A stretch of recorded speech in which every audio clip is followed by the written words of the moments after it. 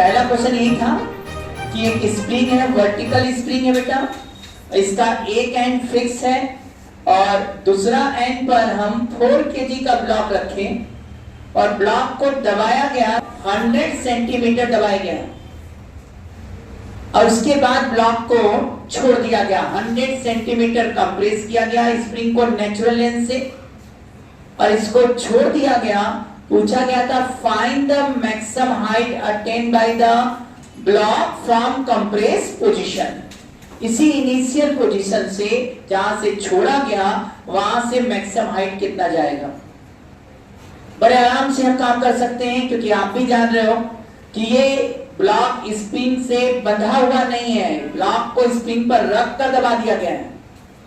इसका मतलब है जैसे ही इसको छोड़ोगे तो ये ब्लॉक 100 सेंटीमीटर तक तो आएगा, लेकिन स्प्रिंग भी साथ साथ आएगा, लेकिन जैसे ही स्प्रिंग अपने नेचुरल लेन पर आ गया और यहाँ ब्लॉक के पास वेलोसिटी है तो वेलोसिटी के कारण ब्लॉक किधर जाएगा, ऊपर जाएगा और ऊपर जाएगा और स्प्रिंग यहीं पर रुका रह जाएगा और ये तब तक ऊपर जाएगा जब तक कि वेलोसिटी 0 हो।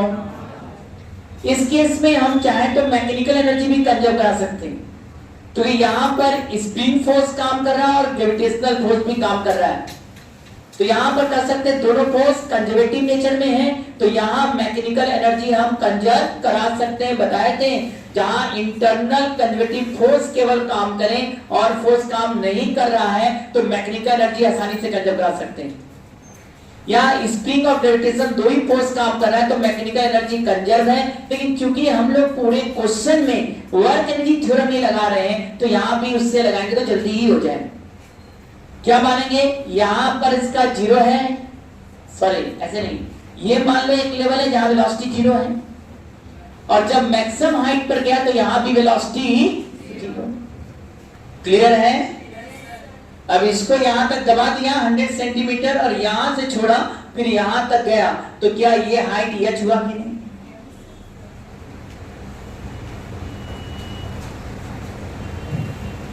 अब बातें शुरू करें। अब लगाइए work equal to change in kinetic. क्या चेंज इन काइनेटिक 0 हो गया कि नहीं, क्योंकि तो यहां भी वेलोसिटी 0 और यहां भी वेलोसिटी 0, तो चेंज इन काइनेटिक क्या हो गया 0। वर्क करने वाला कौन है, वर्क करने वाले दो लोग हैं, एक कौन है mg और एक क्या है स्प्रिंग। mg का वर्क कितना हो जाएगा, ये 4 kg है तो 4g किधर हो गया नीचे और यहां से h हाइट गया तो ये वर्टन कितना हो गया -40h। आ रहा है कि नहीं भाई। इधर क्या हो गया 4g नीचे है और यहां से कितना ऊपर गया h तक गया तो -40h हो गया। अच्छा अब कौन काम करेगा, स्प्रिंग करेगा। स्प्रिंग का वर्टन क्या होगा हाफ के x1 square minus x2 square. यहां पर हाफ तो हाफ हो गया, k का वैल्यू कितना हो गया हमारे पास k 100, x1 स्क्वायर मतलब कितना नीचे आ गया है, नेचुरल लेंथ से 100 सेंटीमीटर नीचे आ गया है तो x1 स्क्वायर कितना हो गया 100 सेंटीमीटर मतलब यहां पर 1 मीटर 1 का स्क्वायर माइनस x2। याद रखिएगा हम लोग जहां से छोड़ते हैं वहां से लेते हैं।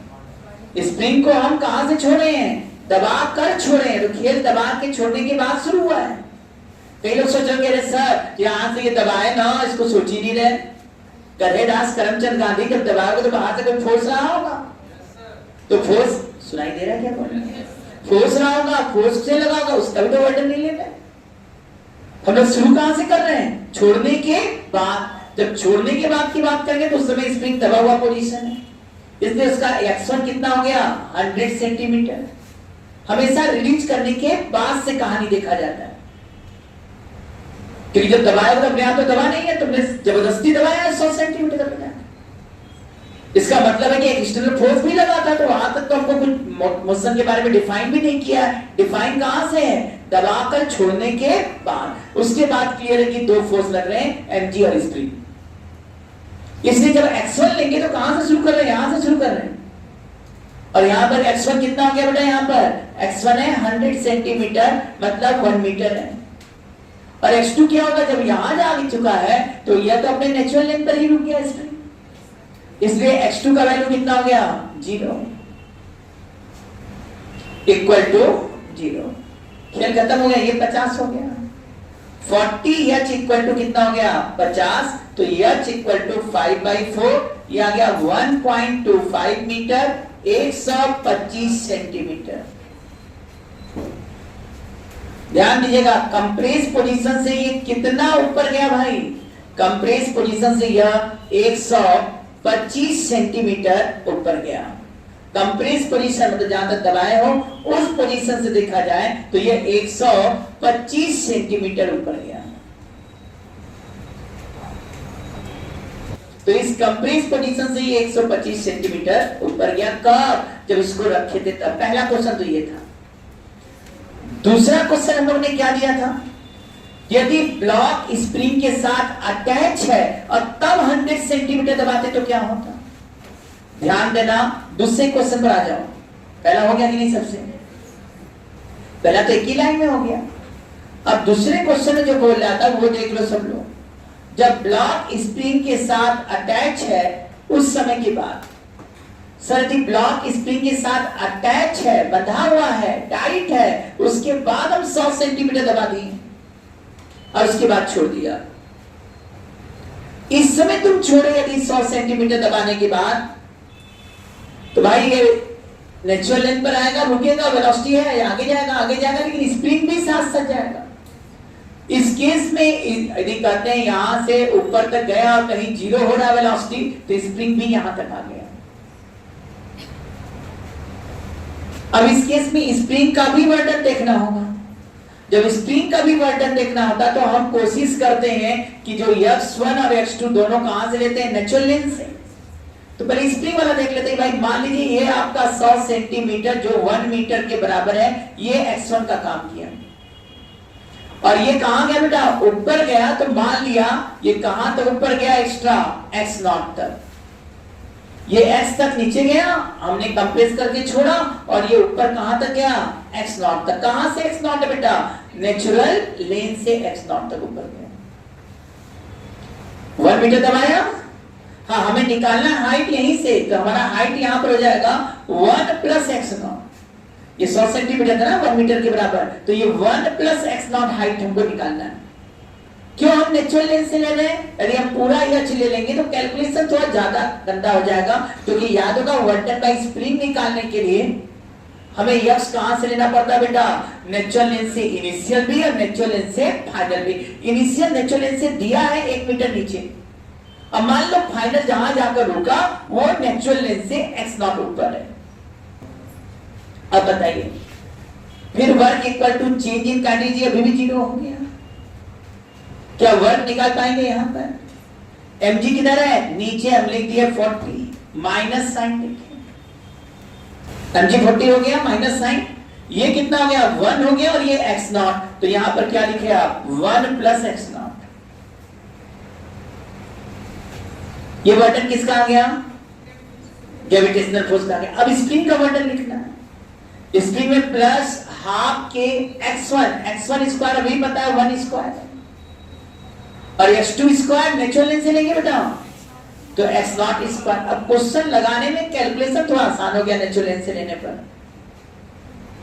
अब जरा क्वेश्चन लगाइए, इसको इक्वल टू 0 हो गया बेटा। अब बताओ इसको उधर फेंकिए और सॉल्व करिए।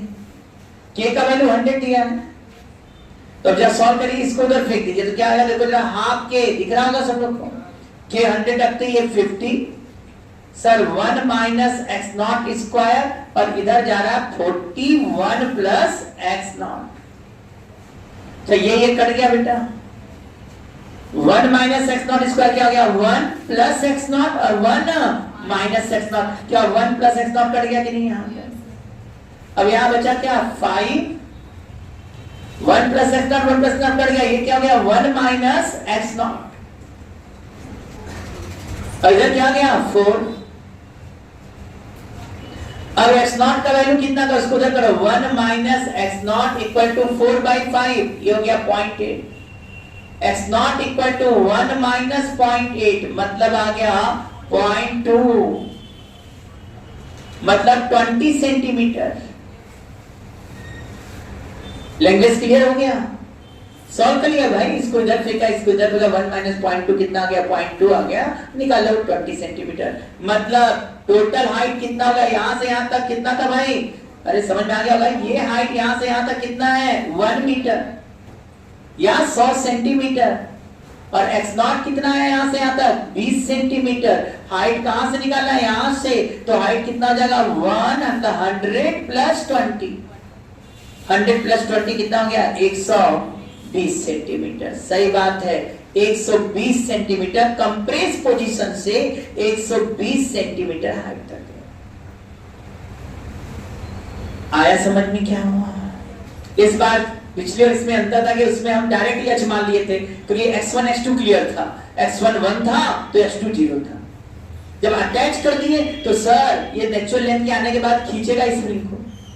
कितना खींचा? तो नेचुरल लेंथ से x नॉट मान लिया, या नेचुरल लेंथ से हमने क्या मान लिया? x not. यहाँ पर ये x नॉट है नेचुरल लेंथ से, और ये x है नीचे कंप्रेस किए। तो जब हमने वर्क निकलना शुरू किया तो नेचुरल लेंथ से ये कितना है? 1 मीटर नीचे, और नेचुरल लेंथ से ऊपर कितना है? x not. इसीलिए यहाँ पर हाफ के 1 स्क्वायर मान। सॉल्व करने के लिए उधर फेंका, सॉल्व हो। ये m मास है। अब इसमें कहा जब इक्विलिब्रियम पहले कहां पर आएगा, और इक्विलिब्रियम पर क्या होगा? ब्लॉक की वेलोसिटी। यही ना बात? पहले इक्विलिब्रियम कब आएगा? जब mg t से बैलेंस हो जाए, और ये t स्मूथ सरफेस है, तो t किससे बैलेंस हो जाए? kx से।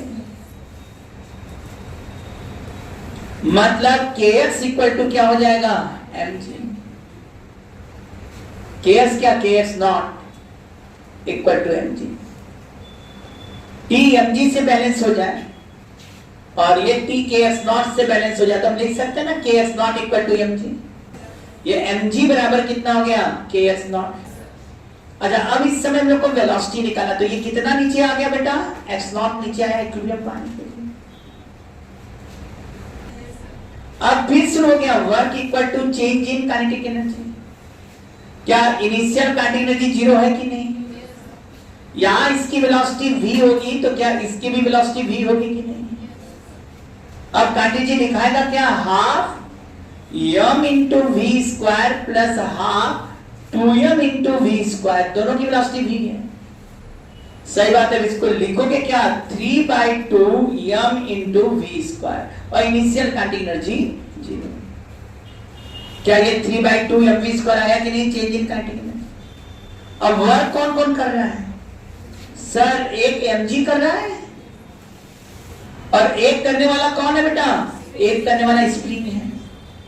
इक्विलिब्रियम पर वेलोसिटी निकालना है, तो mg इंटू x नॉट, क्योंकि mg भी नीचे लग रहा है, इसका डिस्प्लेसमेंट ही x नॉट ही हुआ, और स्प्रिंग का वर्क डन निकालना होगा, तो फिर वही सो प्लस हाफ के x1 0 है, तो ये सुन रहे ना, हाफ के x1 0 है, x2 तुम लिखोगे तो माइनस x नॉट स्क्वायर आ गया।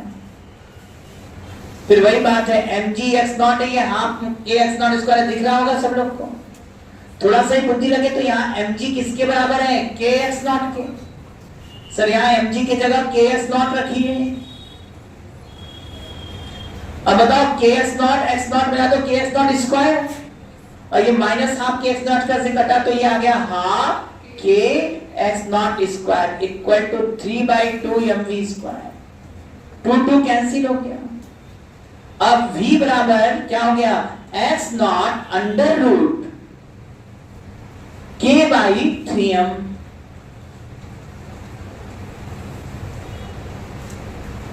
ये इधर आ गया है, देख लो, तो v equal to x naught under root k/3m। क्या ये निकल कर आया कि नहीं सर लोगों? अब बताइए, यहाँ v वेलोसिटी निकल गया कि नहीं सबसे? v इक्वल टू कितना हो गया? x naught under root k/3m। ये एक काम तुम लोग का कंप्लीट हो गया। तीसरा बात पूछा था, मैक्सिमम एक्सटेंशन कितना होगा स्प्रिंग में? इस केस में मैक्सिमम एक्सटेंशन कैसे निकलेगा? फिर से दिमाग फ्रेश करके, मैक्सिमम एक्सटेंशन बोल रहा है, क्यों ना फिर से इस क्वेश्चन को बनाकर लगाया जाए ना बेटा। हटाना है। जरा देखो, हमने बोला था ऐसा स्प्रिंग, यहां पर ब्लॉक का मास 2m और यहां पर ऐसे, और यहां ब्लॉक m ये है, और कहा maximum extension in spring. Sir initially जब आप छोड़े उस समय स्प्रिंग नेचुरल लेंथ पर है और इसकी वेलोसिटी 0 है। बोलिए सही है कि नहीं? जिस समय आपने स्प्रिंग छोड़ा उसमें स्प्रिंग अपने नेचुरल लेंथ पर है और इसकी वेलोसिटी यहां पर 0 है। अब बताइए कब की बात कर रहा है ये कर रहा है मैक्सिमम एक्सटेंशन। मैक्सिमम एक्सटेंशन तब होगा जब फिर वेलोसिटी क्या हो जाए 0, और उस समय मान लो ये यक्स नीचे आया, निसंदेह यह यक्स नीचे आएगा तो ये भी यक्स आगे जाएगा, तो क्या स्प्रिंग भी यक्स खिंचाएगा कि नहीं यहां पर? हाँ या ना? स्प्रिंग भी कितना खिंचाएगा? स्प्रिंग भी यक्स खिंचा गया। अब वर्क निकालना है, work equal to change in kinetic energy. क्या यहां भी वेलोसिटी 0, यहां भी वेलोसिटी 0, तो चेंज इन काइनेटिक 0 हो गया कि नहीं? वर्क में क्या क्या लिखोगे जल्दी से बताइए? mg into x, mg into x। और स्प्रिंग का वर्तन क्या हो जाएगा जल्दी बताइए? Minus half k x square. अब इसको यहां 0 करिए तो क्या आएगा? mg x equal to half k x square आया कि नहीं? ये x से x और x बराबर कितना आ गया? 2mg बाई के।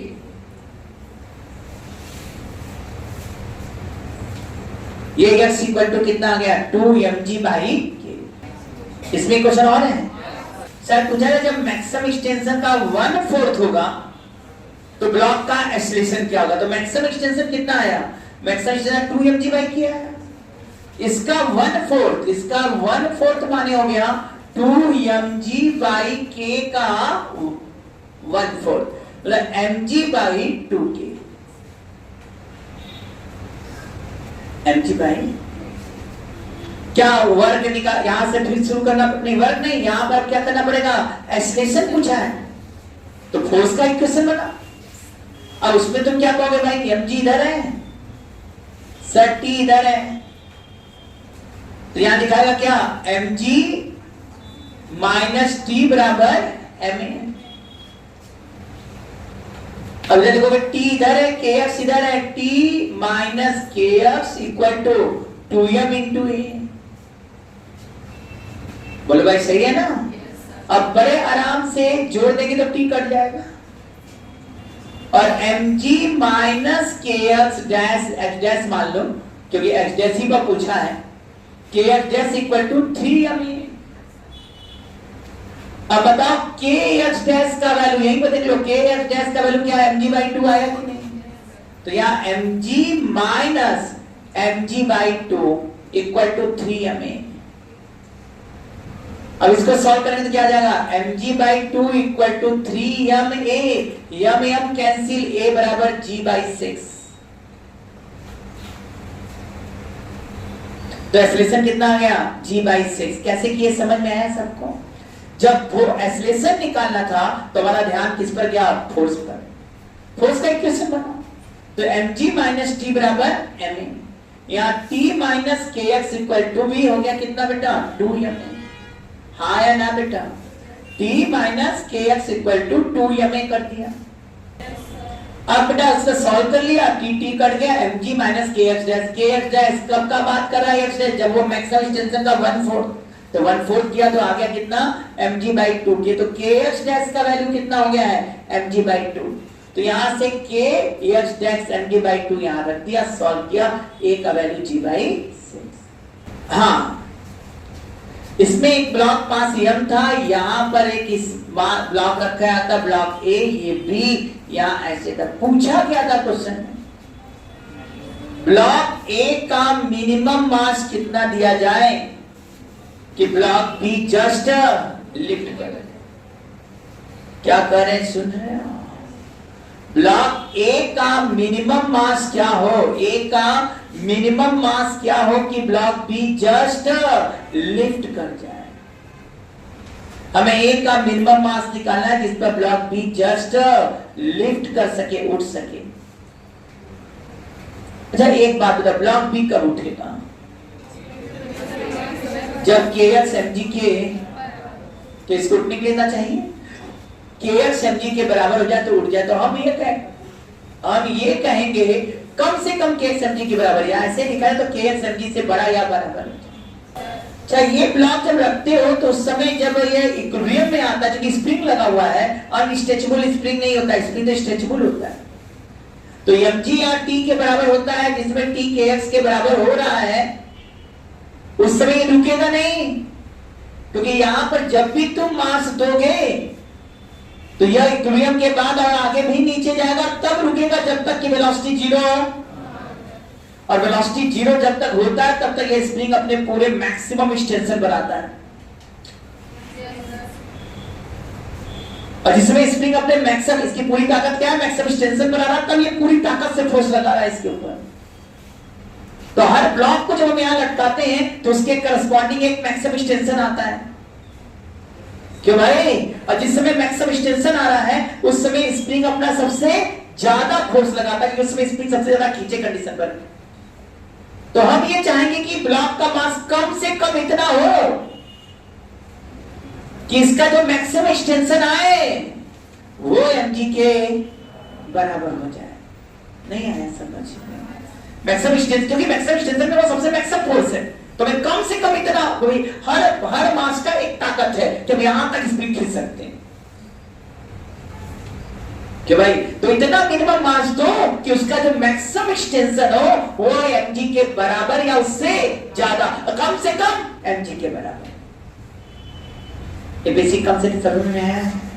हमेशा हम लोग का आदत क्या पड़ गया था, यही थी, स्प्रिंग की जगह स्ट्रिंग होता तो स्ट्रिंग खिंचाता नहीं, तब तो हमें इक्विलिब्रियम वाली बात करना पड़ा। तब कहते भाई जितना मास ये उतना मास यहां दोगे तभी उठ जाएगा, क्योंकि वहां स्ट्रिंग है, स्ट्रिंग खिंचाने वाला, स्ट्रिंग में रस्सी है, धागा है, वो खिंचा नहीं रहा, इसलिए वहां फोर्स को बैलेंस करना पड़ता है। यहां लेकिन स्प्रिंग है, स्प्रिंग में क्या है, ये स्प्रिंग खिंचा रहा है, तो इक्विलिब्रियम पर रुकने नहीं करेगा और आगे जाएगा, और हर ब्लॉक को लटकाओगे तो स्प्रिंग में जो मैक्सिमम टेंशन जब तक नहीं आएगा तब तक वो फोर्स अपना बढ़ाता रहेगा। तो हर ब्लॉक का एक लिमिट है कि इतने तक वो पहले मैक्सिमम टेंशन करेगा, और जिस समय मैक्सिमम टेंशन कर रहा है उस समय स्प्रिंग में सबसे ज्यादा फोर्स आ रहा है, तो कम से कम इतना मास दो कि इसका जो मैक्सिमम टेंशन हो वो mg के बराबर या उससे ज्यादा। मिनिमम की बात करो, कम से कम मैक्सिमम टेंशन mg के बराबर हो जाए। इसका मतलब है हम लोग ये करेंगे कि यहां पर मान लिया स्मॉल m मास है और ये कितना नीचे गया बेटा, x नीचे गया, तो लिखोगे कितना भाई, इसको जल्दी से आ जाओ, mg इंटू x, ये x तक नीचे गया, बोलो, तो ग्रेविटेशनल फोर्स का वर्डन कितना हो गया, mg इंटू x। जब ये x किया तो स्प्रिंग भी x खिंचाया, तो ये क्या हुआ, minus half k x, spring का भी x आया खिंचाया, और ये इक्वल टू क्या हो जाएगा, mgx minus a equal to 0। हाँ या ना? अब बताइए ये mgx जो है वो क्या हाफ के एक्स स्क्वायर के बराबर हो जाएगा कि नहीं? ये x से x कैंसिल, चलिए क्यों 0 कर दिए, समझ नहीं बेटा? ये तब तक की बात करें जब तक ये 0 से 0 ना हो जाए, तभी तो ना मैक्सिमम टेंशन होगा। बोलिए मैक्सिमम टेंशन की यही बात है, 0 से 0 जब मैक्सिमम टेंशन होता है उसमें स्प्रिंग पर सबसे ज्यादा फोर्स होगा, क्योंकि सबसे ज्यादा खिंचाया होगा, और वो खिंचाव जो उससे जो फोर्स लगा वो कम से कम mg के बराबर या उससे ज्यादा, तो आराम से उठा लेगा, कम से कम mg के बराबर। अब बताओ इस kx के बराबर हम क्या लिख, सॉरी ये कैपिटल mg है बेटा, kx की जगह हम क्या लिख सकते हैं बेटा, यहाँ पर कैपिटल mg, और यहाँ स्मॉल mg, g गया, स्मॉल m का वैल्यू m/2, या थ्योरी में ये भी कर सकते हैं small m should be greater than और इक्वल टू m/2, मिनिमम बोलेगा तो m/2, कंडीशन पूछेगा तो स्मॉल m का वैल्यू m/2 से बराबर या उससे ज्यादा हो जाए तो ये ब्लॉक उठ जाए। अरे आया कि नहीं? ये सब पढ़े थे ना, इजी है ये तो ये निकल कर आ गया ये कंडीशंस कि कब वो ऊपर उठा, कम से कम स्मॉल m का वैल्यू m/2 या उससे ज्यादा। इसके बाद वाला क्वेश्चन, फिर उसी तरह की बात, यहां पर ब्लॉक का मास शायद m2 था, या स्प्रिंग है, या m1 है, यहाँ μ1 है, यहाँ μ2 है, यहाँ k है, यहाँ फोर्स F लगा दिया। अब आइए वर्क निकालना है आपको। पर अभी वर्क नहीं, पहले थोड़ी समझ जाए तो वर्क क्लियर हो क्या करना। हम यहाँ फोर्स देंगे ना, पहले तो फोर्स का वैल्यू μ1 m1 से ज्यादा आना चाहिए ताकि ये ब्लॉक चले। जब ब्लॉक चलेगा तब स्प्रिंग खींच जाएगा, और जब स्प्रिंग खींच जाएगा तब इस पर इफेक्ट होगा। क्वेश्चन यही है, क्या मिनिमम F दे कि ब्लॉक भी चलने लगे? क्या मिनिमम F दे कि ब्लॉक भी यहां से चलने लगे? Language clear? F का मिनिमम वैल्यू क्या हो कि ब्लॉक भी यहां से मूव कर जाए। यहां वर्क निकालना था, नहीं अब हम कहेंगे क्या इतना फोर्स दो कि स्प्रिंग खींचाए, और स्प्रिंग खिंचाएगा तो ये इसको ले चलता है। सर स्प्रिंग कितना खिंचा जाए कि ले जाए? सर kx का वैल्यू कम से कम μ2 m2g के बराबर हो। अब मिनिमम फोर्स कर रहा है भाई, एक बार बता रहे हैं तुम्हें, जब F kx के बराबर होगा तो रुकेगा नहीं। क्यों नहीं रुकेगा? क्योंकि उस समय इसके पास वेलोसिटी होगा। क्यों? अरे भाई शुरू में F है और पीछे kx 0, तो एक्सीलरेशन है कि नहीं? एक्सीलरेशन है तो वेलोसिटी बढ़ेगा कि नहीं? फिर kx भले बढ़ रहा है, लेकिन F से जब तक छोटा है, F जब तक बड़ा है, तब तक तो मोशन एक्सीलरेटेड है। अब मोशन एक्सीलरेटेड है तो वेलोसिटी बढ़ रहा है, भले एक्सीलरेशन घट रहा है, एक्सीलरेशन घट रहा है। एक्सीलरेशन घटने का मतलब वेलोसिटी बढ़ने का रेट घट रहा है, लेकिन वेलोसिटी बढ़ रहा है, रेट कम हो रहा है। जैसे पहले सेकंड में 10 बढ़ा तो अगले में 8 बढ़ा, फिर 6 बढ़ा, फिर 4 बढ़ा, फिर 2 बढ़ा, और फिर कहीं ना कहीं अब kx के बराबर, वहां पर कहेंगे एक्सीलरेशन 0। लेकिन जिस समय एक्सीलरेशन 0 है लगातार, उस समय तक वेलोसिटी बढ़ता गया। तो मतलब जिस समय एक्सीलरेशन 0 से वेलोसिटी 0 नहीं, बल्कि वेलोसिटी उस समय मैक्सिमम है। अब उस वेलोसिटी के कारण वो और आगे जाएगा। जैसे उस वेलोसिटी का वो और आगे जाएगा तो अब स्प्रिंग पीछे खींचेगा, तो क्या अब धीरे धीरे वेलोसिटी घटना शुरू करेगा, क्योंकि रिटार्डेशन होने लगेगा। अब कब तक? जब तक वेलोसिटी 0 ना हो जाए तब तक स्प्रिंग को खींचेगा, और जब तक स्प्रिंग खिंचाता जाएगा यहां का फोर्स बढ़ता जाएगा। तो इसका मतलब हर फोर्स लगाने के बाद स्प्रिंग में एक मैक्सिमम एक्सटेंशन आता है, और जिस समय मैक्सिमम एक्सटेंशन आता है उस समय स्प्रिंग सबसे ज्यादा फोर्स पर है, ज्यादा फोर्स इस पर अप्लाई कर सकता है। तो हम ये ना चाहेंगे कि इतना F दो कि उसका जो मैक्सिमम एक्सटेंशन के समय जो kx का वैल्यू है वो कम से कम μ2 m2g के बराबर है। ध्यान रखिएगा, हर F को देने पर स्प्रिंग तब तक खिंचाएगा जब तक इसका वेलोसिटी 0 से 0 ना हो जाए, और जब स्प्रिंग 0 से 0 हो रहा है उस समय स्प्रिंग अपने मैक्सिमम एक्सटेंशन में है, और कर सकते उस समय स्प्रिंग द्वारा मैक्सिमम फोर्स लगाया जा रहा है उस समय, और वह फोर्स कम से कम μ2 m2g के बराबर होना चाहिए। थ्योरी क्लियर है कि नहीं? स्प्रिंग के केस में क्यों नहीं? जब मिनिमम केस में हम फोर्स बैलेंस करके कर रहे हैं, फोर्स बैलेंस करेंगे तो सर वो मिनिमम वाला केस नहीं आएगा। क्योंकि स्प्रिंग में क्या है, फोर्स बैलेंस होने के बाद वेलोसिटी होता है ब्लॉक के पास जो अटैच है, और वो और आगे जाता है, और आगे अपने आप जाएगा क्योंकि वेलोसिटी है, और जब तक वो रुकेगा तो मतलब स्प्रिंग में एक्स्ट्रा खिंचाव आ जाता है, और जिसका मैक्सिमम एक्सटेंशन के समय उसके बाद खिंचाव ज्यादा है। ये जो मैक्सिमम एक्सटेंशन, कम से कम हर फोर्स ऐसा लगाओ कि उसका मैक्सिमम एक्सटेंशन है, और मैक्सिमम एक्सटेंशन μ2 m2g के बराबर हो। मैक्सिमम एक्सटेंशन कम से कम इतना हो कि वो μ2 m2g, उससे ज्यादा हो जाए तो और अच्छी बात। अब यहां पर work equal to change in काट दीजिए, हम मैक्सिमम एक्सटेंशन की बात करें 0, और मैक्सिमम एक्सटेंशन में kx कम से कम μ2 m2g के बराबर होता है। अब जब इसको ले गए तो कौन कौन वर्क किया? पहले तो F किया सर, F इंटू x, फिर सर फ्रिक्शन किया माइनस μ1 m1g इंटू x, फिर स्प्रिंग किया माइनस हाफ kx स्क्वायर। अब यह बराबर कितना आ गया? μ1 m1g प्लस हाफ kx। अब kx का बराबर वैल्यू μ2 m2g हो गया, तो यहां क्या लिखोगे? μ1 m1g प्लस μ2 m2g अपान 2। अब यहां μ1 m1 plus μ2 m2 by 2 into g। तो F equal to μ1 m1 plus μ2 m2 g। कैसे आया समझ में आया? एक लाइन का क्वेश्चन सोच में नहीं करोगे। क्या था एक लाइन का क्वेश्चन? देखो भाई, वर्क इक्वल टू कहां है लगा रहे हैं? Change in quantity zero. पहले ये बताओ क्यों लगाया जीरो? क्योंकि हम मैक्सिमम एक्सटेंशन की बात कर रहे हैं। क्यों मैक्सिमम एक्सटेंशन की बात कर रहा है कि क्या मिनिमम एफ दे कि यह चलने लगे, तो इसको चलने के लिए स्प्रिंग फोर्स लगा रहा है। हर एफ लगाने पर क्या होगा? घूमने मारने के बाद रुकेगा नहीं और आगे जाएगा जब तक कि वो खिंचा रहा है, वो मैक्सिमम एक्सटेंशन है। और जिस समय मैक्सिमम एक्सटेंशन होगा उस समय स्प्रिंग में सबसे ज्यादा फोर्स होगा, और उस समय जो स्प्रिंग में सबसे ज्यादा फोर्स है तो उस समय kx का वैल्यू μ2 m2 g के। क्यों चेंज नहीं करने की जीरो लगा दिया? मैक्सिमम। क्यों मैक्सिमम एक्सटेंशन की बात कर रहे हैं? क्योंकि मैक्सिमम एक्सटेंशन में स्प्रिंग सबसे ज्यादा खिंचाएगा, उस समय स्प्रिंग द्वारा सबसे ज्यादा फोर्स लगेगा। सर इसका मतलब हर फोर्स पर एक मैक्सिमम एक्सटेंशन आएगा, तो कम से कम ऐसा फोर्स लगाओ कि इसका जो मैक्सिमम एक्सटेंशन पर फोर्स आ रहा है वो μ2 m2 g के बराबर हो जाए, तो चल जाएगा कम से कम के लिए। उससे ज्यादा फोर्स लगाओ और अच्छी बात। अच्छा, तो इस पर कितने लोग फोर्स लगाने वाले हैं? इस पर इसका क्यों बात कर रहे हैं? क्योंकि ये तो चल में नहीं किया तो क्या बात करेंगे?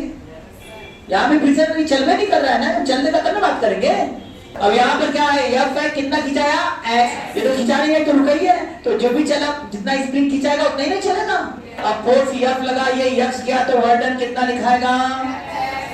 फ्रिक्शन पीछे लगा, क्या ये माइनस μ1 m1 g x हुआ कि नहीं? स्प्रिंग का वर्क डन x1 क्या हो गया? x1 0, अरे नेचुरल लेंथ में था, और x2 x तक खिंचाया तो क्या लिखे? Minus half kx square equal to 0। अब देखिए यहाँ पर बात करते हैं, ये घटा दो, ये इक्वल और ये μ1 m1 g x minus x, ये प्लस हो जाएगा। उधर कर दिए भाई, x से x सब क्या हो गया? करना क्या था? f तो दिख रहा है, f बराबर μ1 m1 g प्लस kx की जगह क्या लिखोगे? μ2 m2 g। तो यहां क्या लिखेंगे? μ2 m2 g by.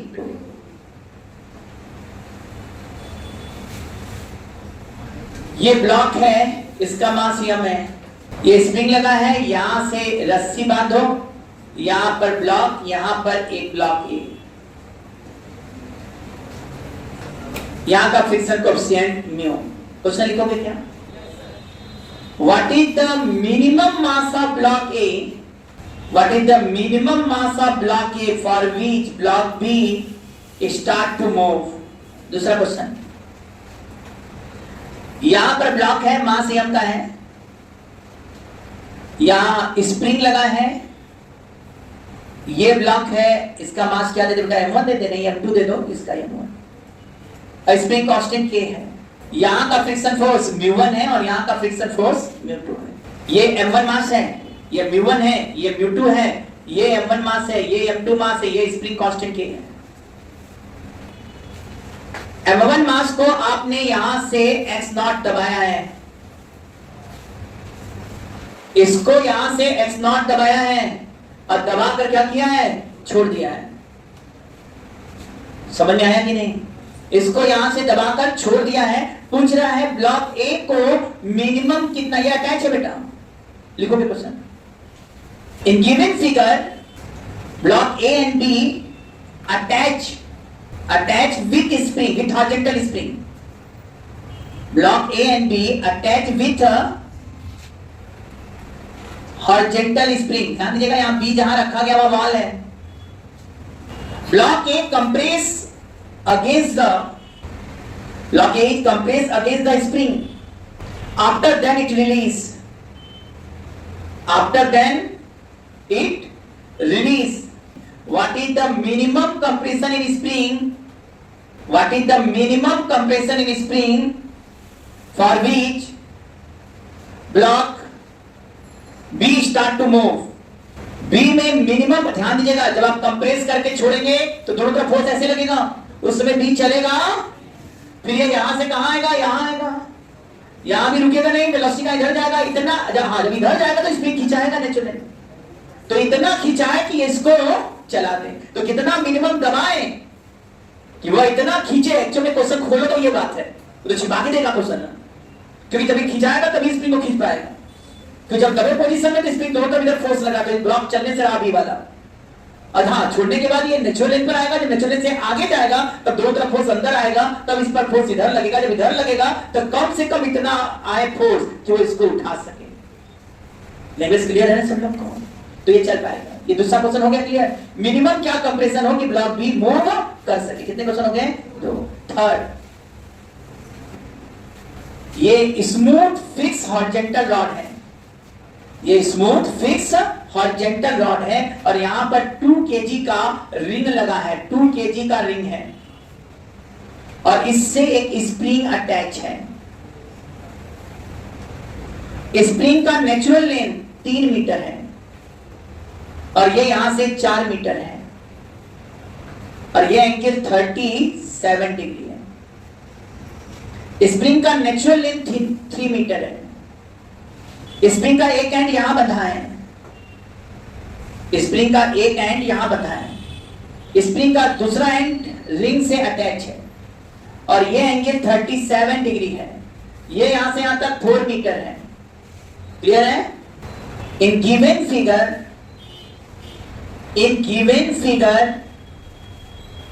Ring release from point A. Release माने वहां पर वेलोसिटी 0 होगा, तुम्हें छोड़ा गया है।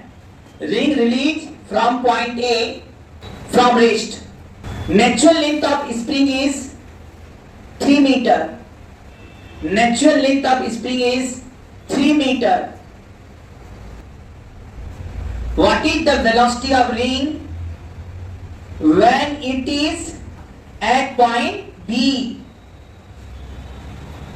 A से छोड़ा गया, बताओ जब ये B पर आएगा तो इसकी वेलोसिटी क्या होगा? B पोजीशन कौन सा बेटा? वर्टिकल है और ये दूरी 4 मीटर दिखाया गया है।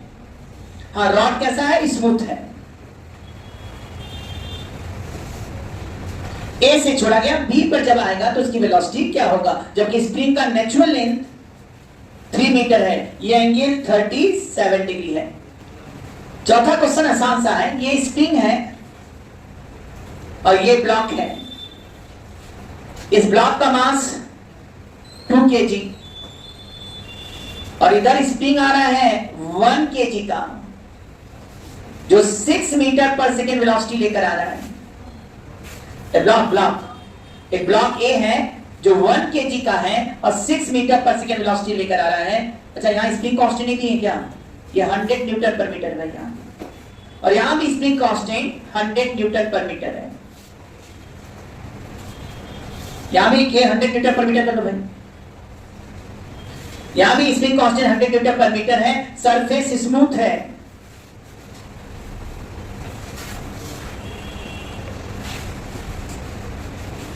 ब्लॉक ए आ रहा है 6 मीटर पर सेकेंड से, 2 kg का ब्लॉक रुका है लेकिन स्प्रिंग अटैच है।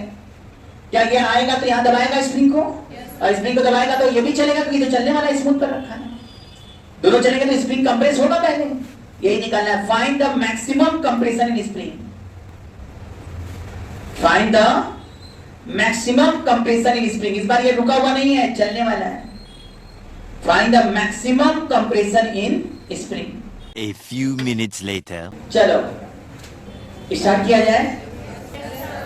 मान लिया इसका मास ये स्मॉल एम है तो ये, और इसी का वैल्यू निकालना, मिनिमम वैल्यू क्या हो। फिर वही बात है सर, इतना मास निकालो कि इसका जो मैक्सिमम एक्सटेंशन है उस समय जो फोर्स है या मैक्सिमम जो फोर्स स्प्रिंग में है वो कम से कम म्यू एम जी के। क्या यही ना बात हो गया? तो ये थ्योरी समझ में आ गया ना भाई? क्यों यहाँ फोर्स बैलेंस करके नहीं कर रहे हैं? क्योंकि फोर्स बैलेंस करने के बाद भी स्प्रिंग और खिंचाएगा। तो हर मास का आपको लटकाने पर स्प्रिंग में तब तक खिंचाव आएगा जब तक कि इस ब्लॉक की वेलोसिटी 0 ना हो जाए, और जब तक स्प्रिंग खिंचाएगा उसका फोर्स बढ़ता रहेगा। तो भाई हर मास के लिए एक पर्टिकुलर मैक्सिमम एक्सटेंशन है, और जिस समय मैक्सिमम एक्सटेंशन है उस समय स्प्रिंग द्वारा मैक्सिमम फोर्स लग रहा है। तो हमें ऐसा करना है कि जो मैक्सिमम एक्सटेंशन जिस समय है उस समय इसको क्या कर ले, ये चला दे। कम से कम इतना मास दो कि यहां का मिनिमम मैक्सिमम एक्सटेंशन जो आए वो म्यू एम जी के बराबर हो जाए। यही ना थ्योरी हो गया। अब सुनो, मैक्सिमम एक्सटेंशन में 0 से 0 गया। क्या work equal to change in kinetic energy है? अब ये देखो, ये यक्स नीचे गया और स्प्रिंग भी यक्स खींचा है। ये यक्स नीचे गया तो mg इंटू यक्स हुआ, और spring खींचाया minus half k x square. ये यक्स नीचे गया तो ग्रेविटेशन का वर्क हो गया mg यक्स, और स्प्रिंग खिंचाया एक्स तो क्या हो गया minus half k x square. mg x minus half k x square equal to 0। करना क्या था भाई, kx का वैल्यू किसके बराबर होगा, आप तो जानते होगे kx का वैल्यू mg के बराबर, खत्म करो। अब मैक्सिमम एक्सटेंशन जो है वो कम से कम mg के बराबर हो जाए, यही ना बात है। kx जो है उस समय mg के बराबर आ जाए।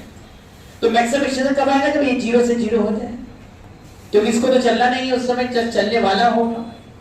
0 से 0 होने का मतलब work equal to changing energy mg x minus half k x equal to 0। तो mg बराबर क्या गया, हाफ के एक्स। mg बराबर हाफ के एक्स हो गया तो kx बराबर म्यू mg रख दिया, आंसर निकलकर। ये भी एक अलग ही क्वेश्चन है। जा ध्यान दो, इसमें क्या कहा कि इसको x0 दबाओ, क्या कर रहा है, इसको x0 इतना दबाओ कि ये ब्लॉक बी मूव करना शुरू कर दे। अब ये बताओ ब्लॉक बी कब मूव करेगा, सर ये ब्लॉक बी तब मूव करेगा जब kx जो है वह μ2 m2g के बराबर, और ये kx दबा हुआ नहीं, kx इस ब्लॉक को खींचे किधर की तरफ, राइट साइड की तरफ।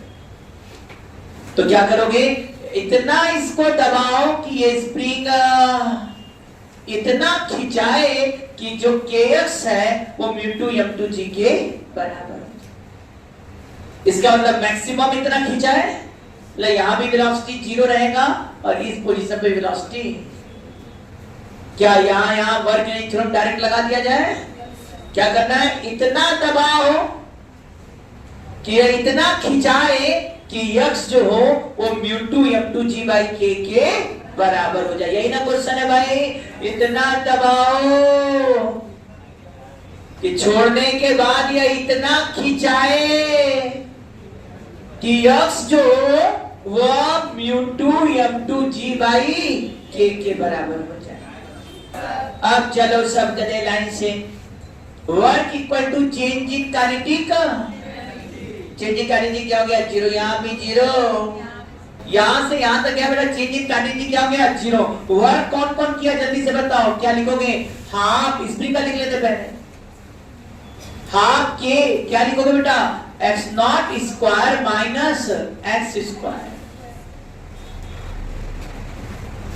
फ्रिक्शन का वर्डन minus μ1 m1g x plus x0,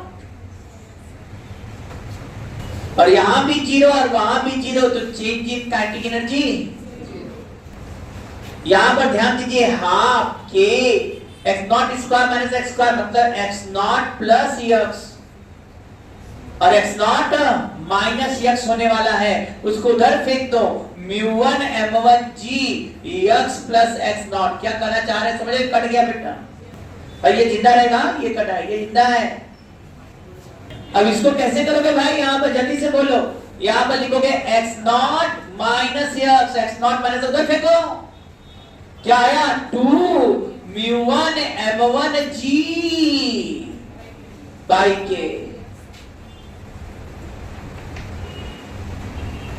अब बताओ हमारे स्टूडेंट क्या यहां पर x0 निकाल पाएंगे, एकदम सही, x0 equal to x plus 2 μ1 m1g by k है भाई।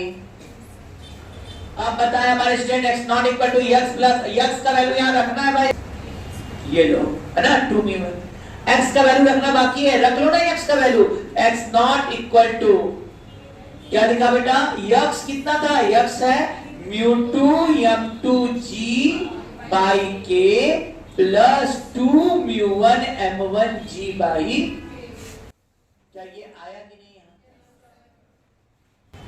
यहां तैयार हो, यहां क्या खेल है भाई, यहां का रिलीज किया वेलोसिटी 0 और सर यहां वेलोसिटी पूछ रहा है, इसका मतलब है फिर वर्क एनर्जी थ्योरम नहीं जाना है, एक जगह का दे रहा है दूसरी जगह का पूछ रहा है, क्या हमारे student work equal to change in kinetic energy लगा सकते हैं कि नहीं?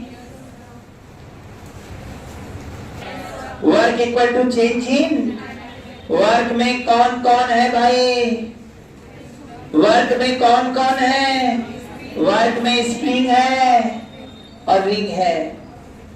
अब यहां पर भाई कौन वाला केवल हमको स्प्रिंग, क्योंकि एमजी का तो वर्क ही नहीं होगा, ये तो सीधे हॉरिजॉन्टल जा रहा है, तो एमजी का वर्क डन 0, क्योंकि एमजी और डिस्प्लेसमेंट के बीच का एंगल 90 हो गया।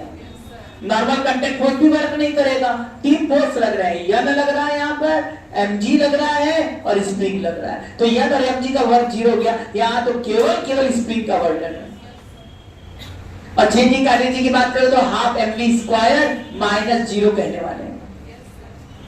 यम का वैल्यू कितना दे रखा है क्वेश्चन में 2, तो यहां पे तुम समझ गए v स्क्वायर आ जाएगा, 2 रखो तो।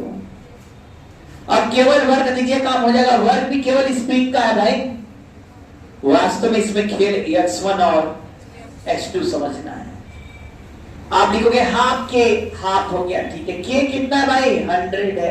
अब बताओ x1 कितना है? सर स्प्रिंग कितना खींचा आया है, तो बताओ ये 4 मीटर है, तो ये लेंथ इस समय कितना है?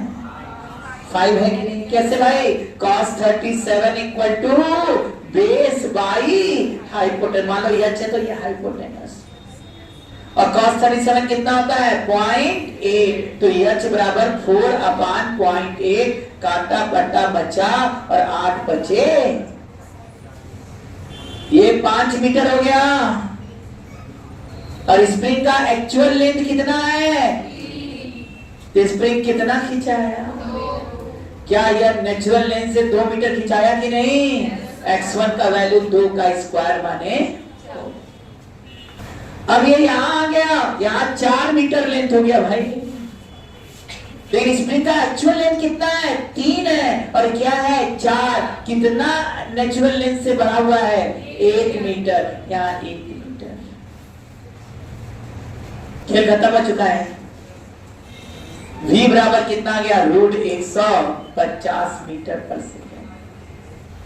आइए अब इस पे बात करने जा रहा है। सर ये तो कचर पचर है, क्या कचर? ये जाएगा, वेलोसिटी होगा, ये स्प्रिंग को दबाएगा। तो जब स्प्रिंग दबेगा, सुनाई दे रहा है क्या? ये ब्लॉक गया, स्प्रिंग को दबाया, जब ये स्प्रिंग को दबाएगा तो क्या इस पर फोर्स इधर लगेगा कि नहीं? इस पर फोर्स उधर लगेगा कि नहीं? है इसकी वेलोसिटी अब क्या होगी? घटेगी, क्योंकि फोर्स इसको रोक रहा है, क्योंकि इसको फोर्स बढ़ा रहा है, इसकी वेलोसिटी बढ़ेगी। लेकिन ये 0 से बढ़ना शुरू करेगा और ये 6 से घटना शुरू करेगा। लेकिन सर ये दबाता जाएगा ताका नहीं, जब तक दोनों की वेलोसिटी सेम ना हो जाए, क्योंकि ये वेलोसिटी ज्यादा है तो ज्यादा चलेगा, और ये क्या चलेगा? कम चलेगा। जब तक ये कम चलेगा, जब तक ये ज्यादा चलेगा, तब तक स्प्रिंग दबेगा,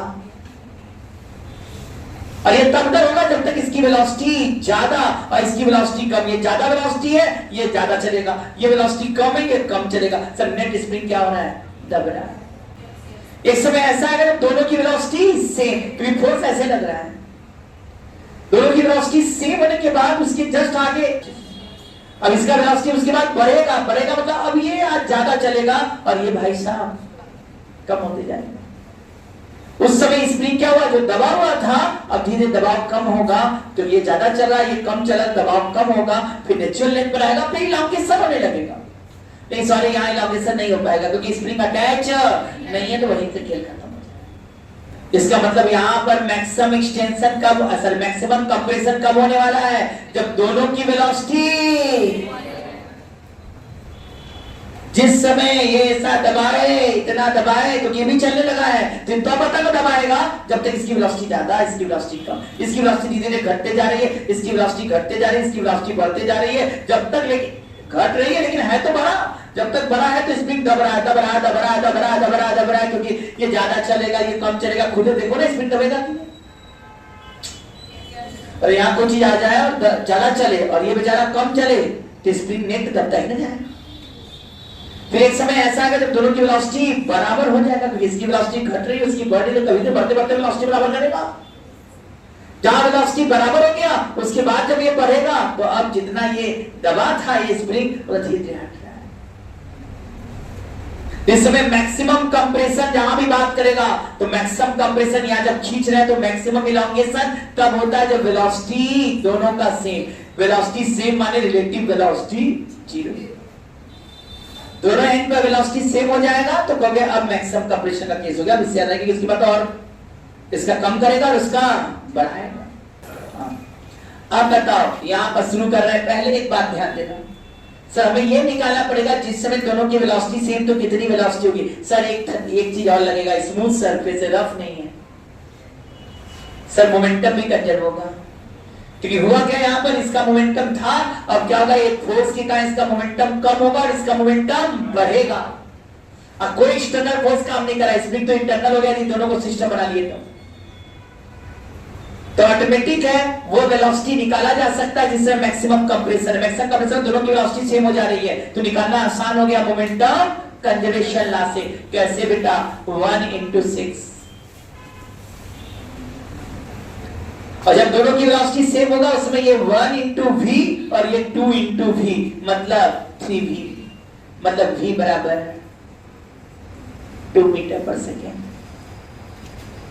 सर हम लोग का क्वेश्चन ये हो गया कि शुरुआत में इसकी वेलोसिटी 6 और इसकी वेलोसिटी 0 है और जिस समय मैक्सिमम कंप्रेशन है उस समय दोनों की वेलोसिटी 2 मीटर पर सेकेंड है। बताओ मैक्सिमम कंप्रेशन कितना होगा। सर इस समय भी इनिशियल काइनेटिक एनर्जी और फाइनल काइनेटिक एनर्जी पता है और हमसे पूछ रहा है मैक्सिमम कंप्रेशन, फिर भागे वर्क एनर्जी थ्योरम। क्या करोगे, work equal to change in, बताओ इनिशियल काइनेटिक एनर्जी कितना है। अरे सर हाफ इंटू 1/6 का square 36, initial kinetic energy 18 joule. हाँ है ना सर। फाइनल काइनेटिक एनर्जी कितना है, अरे हाफ इंटू 1/2 का स्क्वायर 4, हाफ इंटू 2/2 का स्क्वायर 4, ये कट गया, ये कितना आ गया 6 joule.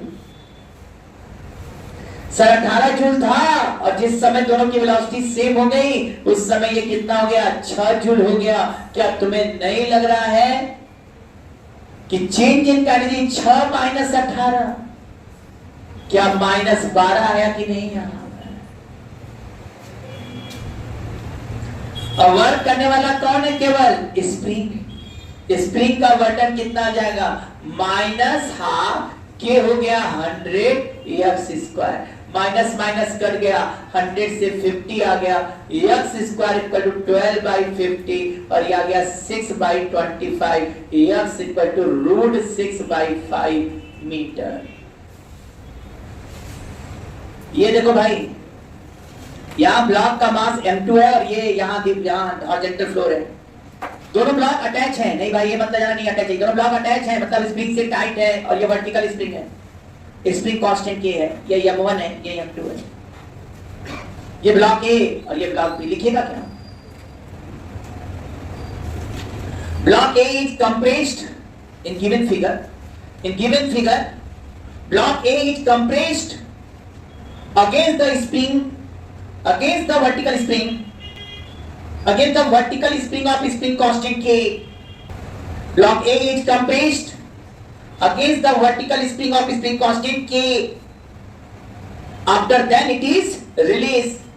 What is the minimum compression of block A from the natural length of spring? What is the minimum compression of block A from the natural length of spring such that block B just lift? ये पहला question. दूसरा, in given figure a ring of mass m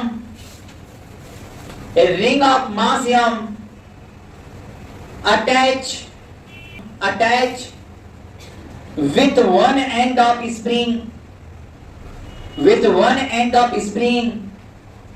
spring constant K, and this ring is free to slide on the vertical smooth rod. This ring is free to slide on smooth vertical rod. Ring release at position P from rest. ring release at position P from rest. What is the velocity of ring when spring is horizontal? What is the velocity of ring when spring is horizontal? When spring is horizontal, assuming in horizontal position, spring is relaxed. Assuming in horizontal position, spring is in relaxed. Horizontal position spring relaxed. Sir ये separation कितना दिखा रहा है? D. Spring constant K. यह smooth rod. कब? जब spring horizontal हो गया तो वेलोसिटी पूछ रहा है. अगला क्वेश्चन, ये block of mass m moving with velocity v. Block A of mass m moving with velocity v, strike elastically with block B of same mass, B and C attached with a spring constant K on smooth horizontal surface. Mass of block C is also mm. Find the maximum compression in spring. A few minutes later. चलिए, ये मास है, ये velocity v है. अब जरा नहीं लगता ये इससे क्या करेगा? कोलाइड इलास्टिक कोलिजन बताए थे. हेड ऑन इलास्टिक कोलिजन में मास सेम है तो वेलोसिटी एक्सचेंज हो जाएगा. यहाँ भी मोमेंटम कंजर्व कराना पड़ता लेकिन बच गए हैं. मास सेम है, वेलोसिटी एक्सचेंज कर जाएगा, इसको v मिल जाएगा और ये 0. क्या इसको v मिल गया तो अब ये कंप्रेस करेगा कि नहीं स्प्रिंग को? ये कब तक कंप्रेस करेगा? जब तक दोनों की वेलोसिटी सेम. अब उसके लिए हमें क्या मोमेंटम का जैसा फिर लगाना पड़ेगा कि नहीं? क्या कहोगे भाई? इसका मोमेंटम mv है, v का. अब ये दोनों आपस में मोमेंटम क्या करने लगे? एक्सचेंज. बस इसके लड़ने पर इसको वेलोसिटी मिल गया. अब कब तक? जब तक दोनों का मान लो v1 वेलोसिटी है, दोनों की वेलोसिटी सेम ना हो जाए. v1 है, यह m कट गया, v1 का वैल्यू v/2. अब sir work equal to change in magnetic energy भी कैसे करा सकते थे? और चेंज इन एनर्जी तुमको आ गया होगा. इनिशियल यहां से लेना होता है एनर्जी. ki क्या है? Initial half mv square. क्या फाइनल ki नहीं बता सकते हो? Half mv1 square plus half mv1 square, जिसमें दोनों की वेलोसिटी सेम है. उस समय का मैक्सिमम कंप्रेशन है, वही x निकालना है. सर ये मिलकर क्या हो गया? mv1 स्क्वायर और v1 कितना है? v/2, तो mv स्क्वायर बाई 4. चलो बताओ, हाफ mv स्क्वायर में से mv स्क्वायर बाई 4 घटा दो. घटाओ, चेंज इन काइनेटिक एनर्जी आ गया. कितना आया change in energy? Minus mv square by 4. अच्छा ये क्या चेंज इन का वर्क के? अच्छा ये चेंज इन एनर्जी वर्क के बराबर. वर्क क्या हुआ? नेचुरल लेंथ से x सब है स्प्रिंग, तो स्प्रिंग का ही वर्क है minus half k x square. लो माइनस माइनस गया, हाफ से 2 गया. लो x square equal to v square m/2k. तो x बराबर क्या आ गया? v√m/2k. खेल खत्म. इसको क्या कर रहा है सर? कितना दबाएं? तो जब दबाएंगे तो ये उठ नहीं सकता है. ये कब उठेगा बेटा? जब ये नेचुरल लेंथ से ऊपर जाए, और इतना ऊपर जाए, कम से कम इतना ऊपर जाए कि जो खिंचाव है kx वह m2g के बराबर हो जाए. सर इसका मतलब यहां भी वेलोसिटी 0 और कम से कम इतना जाए तो यहां भी वेलोसिटी 0 कर दो. इतना x जाए कि इसको उठा, इतना दबाओ कितना x जाए. x का वैल्यू कितना हो गया भाई? m2g/k. शुरू वर्क एनर्जी थ्योरम. अब वर्क एनर्जी थ्योरम क्या हो जाएगा? यहां क्या बोलोगे भाई? Work equal to change in kinetic energy. Sir initial kinetic energy भी 0 और फाइनल काइनेटिक एनर्जी भी 0 दिखाई दे रहा होगा. हम यहां करने जा रहे हैं वर्क करने वाले कौन कौन है यहां पर सर? mg और स्प्रिंग। स्प्रिंग का work done half k x naught square minus x square है। ये सब क्या होगा? और mg का वर्क डन निगेटिव आएगा माइनस m1 m अरे minus m1g x plus x naught equal to 0।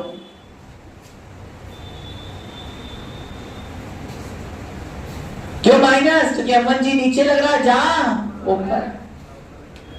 तुम लोग थोड़े से भी बुद्धिमान हो जो हो शायद, इसका मतलब यदि हो तो इसको यहां से हटाया, ये इक्वल लगा दो, आ जाओ ये इक्वल लगा दो। ध्यान दो, ये x naught square minus x square, यहाँ एक्स प्लस एक्स नॉट देख रहे हो, यहाँ एक्स नॉट प्लस एक्स भी है और एक्स नॉट माइनस एक्स भी।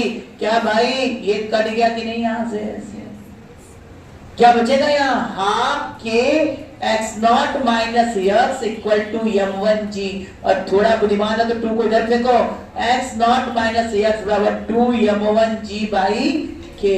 X naught equal to 2m1g by k और x कितना है यहाँ पर? प्लस m2g बाई के। हो गया? जी कॉमन निकाल लो, g बाई के ये हो जाएगा, g बाई के कॉमन निकालो ना, 2m1 प्लस m2g बाई के। हम लोग इस क्वेश्चन पर आ जाते हैं। इसको कैसे करेंगे? यहां भी शुरू हुई, यहां का वेलोसिटी 0 और यहां का वेलोसिटी v सर निकाला जा सकता है बड़े आराम से। क्या हो जाएगा? Work equal to change in kinetic energy. Change in kinetic energy कितना हो गया? Half mv square. काहे को? Initial kinetic energy 0। वर्क करने वाले कौन कौन इस बार? 2 लोग, एक mg और mg कितना वर्क करेगा सर? ये देख लीजिए कितना है। यदि ये d है तो ये कितना होगा भाई? क्योंकि मालूम है 1037 इक्वल टू हो जाएगा perpendicular by base. Base d है तो परपेंडिकुलर हो गया 1037 3/4 इंटू d। तो ये दूरी है कितना? 3d/4। बड़े आराम से वर्डन निकालना है। ग्रेविटेशन फोर्स का वर्डन कितना आएगा? mg 3d/4 प्लस में लिखे हैं। और स्प्रिंग जब कर दिया यहां रिलैक्स पोजीशन है तो कहीं ना कहीं ये बता रहा है कि स्प्रिंग का लेंथ d है। तो ये कितना हो जाएगा? देखो ये बेस पता है, ये हाइपोटेनस निकालो। cos 37 equal to d by hypotenuse. cos 30 hypotenuse equal to d by 0.8 और ये हो जाएगा 5d/4। ये टोटल लेंथ 5d/4 और नेचुरल लेंथ कितना है? d। 5d/4 माइनस d कितना गया? d/4। तो यहां लिखोगे प्लस हाफ के d/4 मतलब d²/16 माइनस 0। बड़े आराम से 2 से 2 गया, यहां पर 2 गया। बोलो बचा कितना?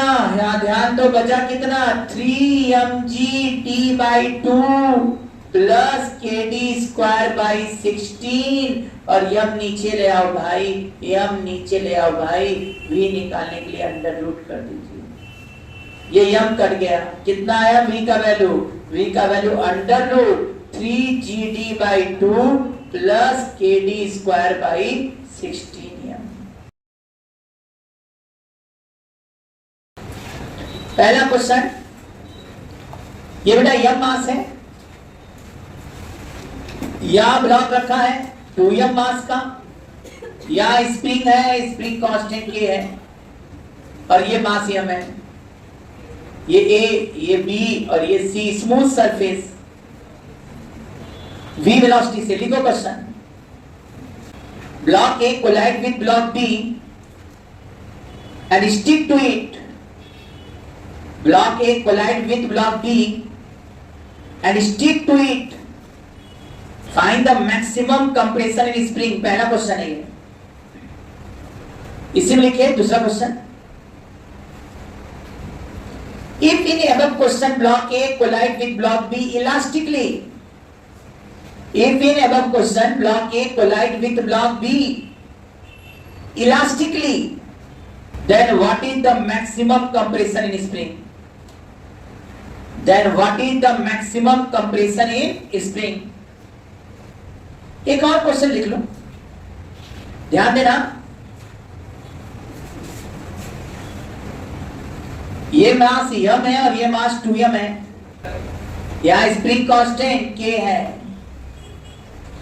ये देखो भाई m मास और ये कितना मास है 2m मास और ये मास m है। ये यहाँ पर फोर्स F लगा दिया गया, स्प्रिंग कांस्टेंट k है। Smooth surface, initially spring is in relaxed position. Initially spring is in relaxed position and a constant horizontal force F applied on block A. Find the maximum extension in spring.